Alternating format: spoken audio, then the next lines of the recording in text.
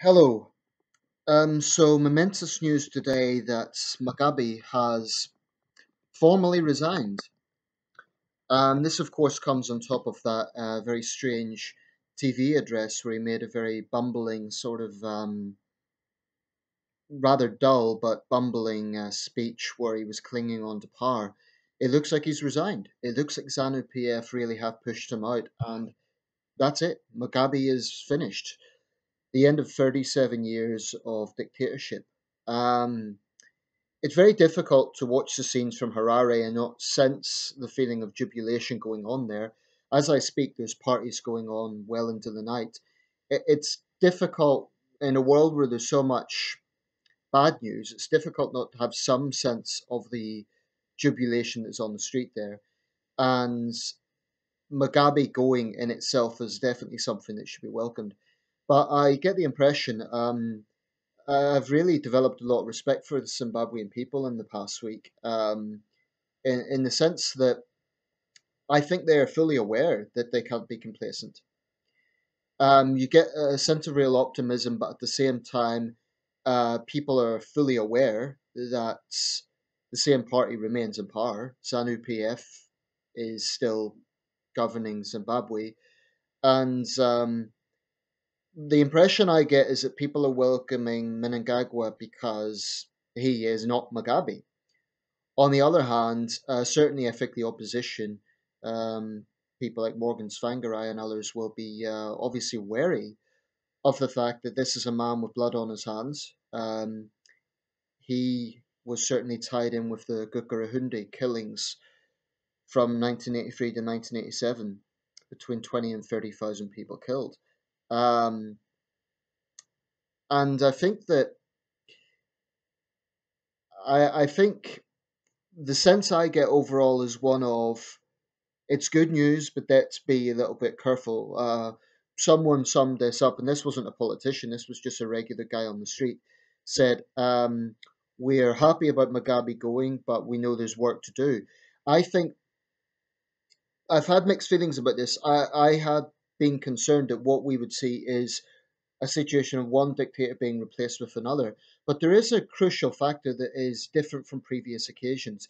The analogy I've made is with 1971 in Uganda, when Milton Obote's corrupt regime was replaced by one Idi Amin, who of course turned out to be one of the most brutal dictators of modern times. The difference is 2017, unlike 1971, social media is extremely powerful, even in an authoritarian state like Zimbabwe. So ZANU PF and Mnangagwa, I think, will have to be very careful with the elections coming next year. If they just become Mugabe Mark II, then I don't think the Zimbabwean people are going to tolerate it. I think this is more than just a sense of, well, we're pleased Mugabe's gone, let's continue as normal. I think there's a real sense on the streets. We want real change in this country. I mean, Zimbabwe's story is tragic in the sense that it went from being the breadbasket of southern Africa to being a complete economic mess under Mugabe. He isn't the bloodiest dictator of modern times, but he is arguably the most materially destructive, or one of them at least, in terms of turning a relatively prosperous country with comparatively high literacy rates, comparatively high. Um, when you contrast it with other African countries, it certainly stood out as Rhodesia. Now it's become well an economic mess and basically not far off a failed state. So whoever succeeds is going to have a lot on their plate, and I think this guy Mnangagwa, the little that I know about him, he's seen as a strong man. He's seen as the crocodile, a man with a bloody past. So this is. I think we should be careful to see this as a democratic transition. But I totally understand the jubilation. I mean, for most Zimbabweans, like a lot of African countries, it's got a young population. They haven't known anyone else except Mugabe. So whatever way you look at it, it's a big, big news development. But that really brings me to the wider point I want to make with this video, which is about post-colonial African dictators. Now, I've just been browsing. Actually, I've put them back in the cupboard, so I will bring them out. I've been browsing an old magazine I have. Old now, the last one I got was about 2 years ago, called The New African, and it calls itself the leading voice for Pan-Africanism. Um, whilst I totally understand why Pan-Africanism developed in the post-colonial years, um, I think there is a deeply entrenched hypocrisy within the Pan-African movement, and I'm going to try and articulate in this video why I believe that to be the case. This is going to be a provocative video. I have no doubt some people will be offended, but I think everything I'm saying can be verified. So, if we look at Africa, firstly, it goes without saying it's a continent. And this is a point that has to be really reiterated often. It is a continent, 54 countries, huge diversity even within African countries. I mean, Nigeria alone, the sheer number of various tribes and peoples, languages. So we can never talk as about Africa as one homogenous unit. It's misleading, and that's ironically one of the mistakes that the Pan African movement makes because they often accuse Europeans of treating Africans as one and the same, and yet they themselves will say we Africans, like they speak with one voice. So it's a bit hypocritical, and it's not the only point of hypocrisy I would point out. Um, the New African really exemplifies what I'm talking about. You cannot turn a page without the Europeans this, the Europeans that, and there is a real victimhood narrative going on there. Now, before anyone misunderstands me, this video should not be interpreted in any way as some sort of apologia for the days of empire. It goes without saying that when you have a colonizing power, whether it be Britain or Belgium or France or wherever the colonizing power was, Portugal, um, fundamentally there's a lack of democracy there, and there is exploitation, and there are all those negative things that come with colonization. And one of the most murderous leaders in African history was the Belgian King Leopold II, who between 1886 and 1908, his regime may have been responsible for between 8 and 12 million Congolese deaths. By some records, that places him fourth after Mao Zedong, Joseph Stalin, and Adolf Hitler, the fourth deadliest dictator of modern times. I mean, it was a truly gruesome regime. The sort of way that Congolese were exploited in rubber plantations, it truly was a genocide, and it was hideous. So I don't have any blinkers on about the colonial years and about colonial wrongs. So I want to get that out of the way. Okay, if anyone tries to categorize me as all this white guys making excuses for colonialism, no, I'm not. But if you claim that you're all about liberty and you're all about human rights and the rights of African peoples, and I'm using plural here, um, then there's a real contradiction therein when you're putting up blinkers to some very brutal dictators who have indeed been all too dominant in post-colonial African history. I mean, if we take sort of a starting point, and there is obviously no precise starting point, it's different with the different European powers, but roughly from the between the 50s and the 70s, I think of Harold Macmillan's Winds of Change speech in 1963. If we take roughly then as a starting point, let's look at some of the regimes that have been in place within African countries. And like I say, each country is different, but this has been something that we can see across the continent. Mobutu Sese Seko in Zaire, now the Democratic Republic of Congo. Milton Obote and Idi Amin. Milton Obote, it's sometimes forgotten, was also a dictator. Idi Amin, truly hideous. So many people were killed in the Amin regime that bodies were apparently clogging up the dam system there. Truly hideous regime. Um, think of Charles Taylor in Liberia. Think of Hastings Banda in Malawi. Think of Hissène Habré in Chad. And actually, with Habré, there is some positive lining with that in that he is really the first African dictator to be tried by an African court by Africans. So that can't be a case of, oh, the the Europeans or the developed countries are coming in and policing us. I think that was very good, a very good development last year when Hissène Habré was brought to trial. His regime in Chad responsible for up to 40,000 deaths between 1982 and 1990. But the truth is, there's been so many bloody dictators in the post-colonial years. Some of them aren't even that well documented compared to others. When we think of African dictators, we think of the more eccentric ones, Idi Amin, Emperor Bokassa, so-called, who was accused of cannibalism, among other things, um, Mobutu Sese Seko, Mugabe, of course, and those are some of the better known ones. And within North Africa as well, we think of Mubarak, Gaddafi, although in terms of Pan-Africanism, that tends to be, I think there's a specific focus on sub-Saharan African countries. Um, there was obviously apartheid in South Africa as well, and there was Ian Smith from Rhodesia, but I don't think Ian Smith was anywhere near as bad as Mugabe. Ian Smith's regime was bad, no question about it, but when you look at some of these countries, and this is not an apology for the past, but it is worth putting things in context because very often the message I get from Pan-Africanism doctrine and ideology is um, an obsession with the past, an obsession with the years of colonialism, whilst basically turning a blind eye to these brutal dictators who have held lavish lifestyles themselves while the people have been on the breadlines. And like I said, there's too many to even say in one video. But you know, some truly brutal dictatorships, um, hundreds of thousands of people killed, tortured, purged under these vicious regimes. In some cases, it gets complex when there is a war interspersed with that regime. And then the question is, well, do you blame the dictator for all the war deaths or not?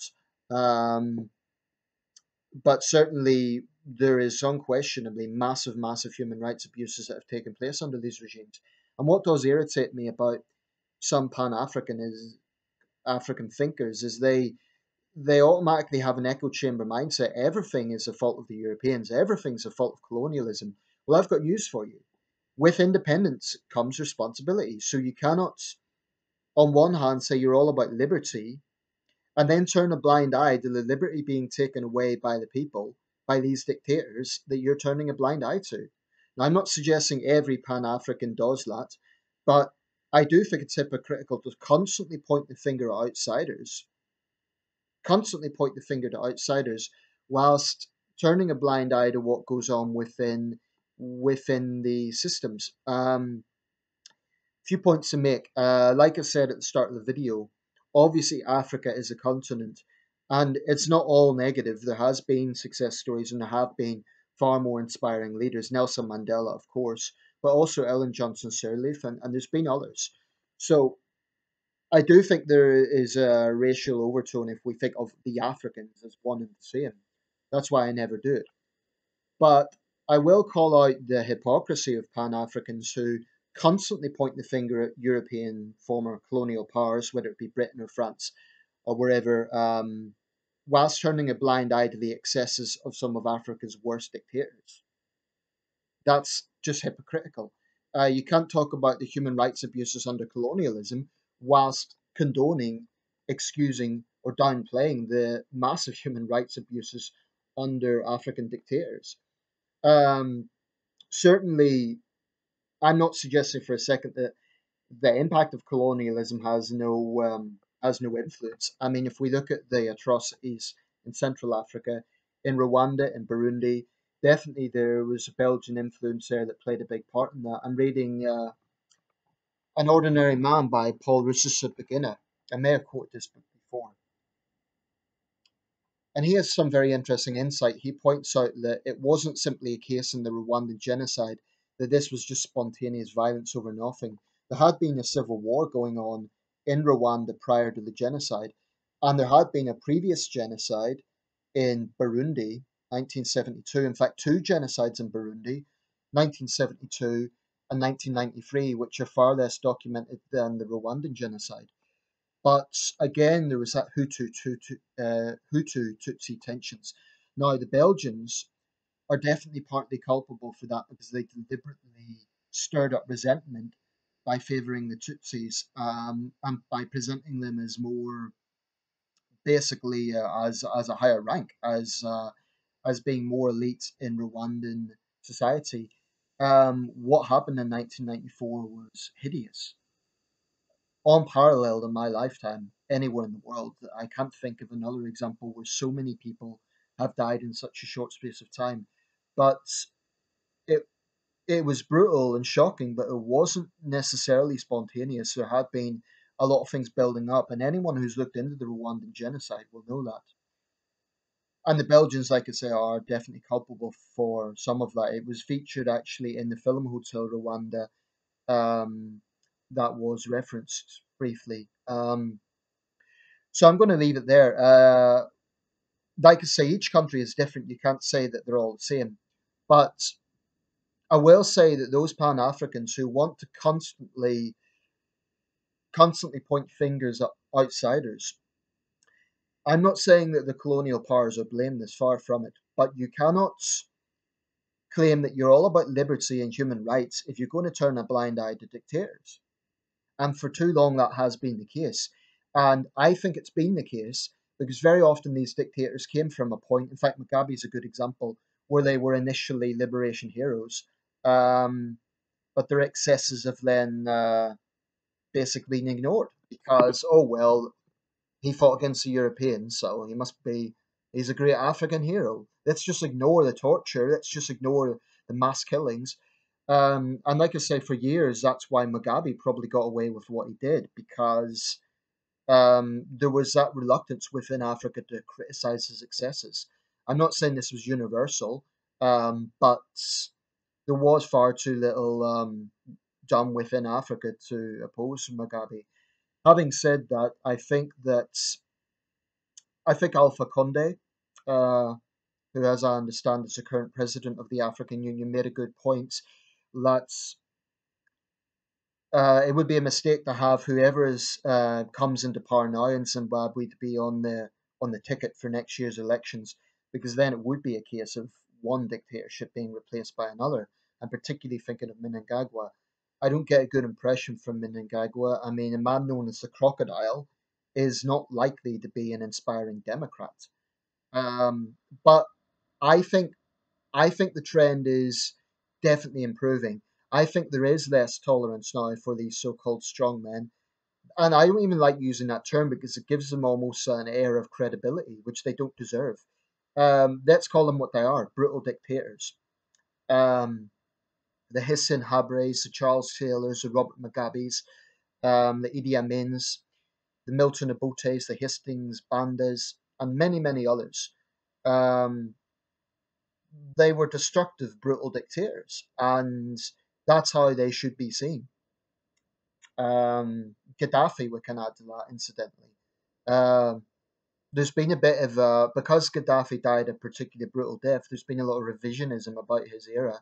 Let's not forget this was a man who tolerated no dissent, who tortured the opposition, and who was responsible for Lockerbie. So yeah, okay, take from this what you will. If you are from Africa, all I would say is please take on board my words. I don't see Africans as one and the same. Um, Over 1 billion people, massive diversity. But I think there is good news in this, and that is that the ordinary man and woman on the street is no longer accepting these dictators. And in this era of social media, in this era of a 24-hour news cycle, it becomes harder and harder for dictators to.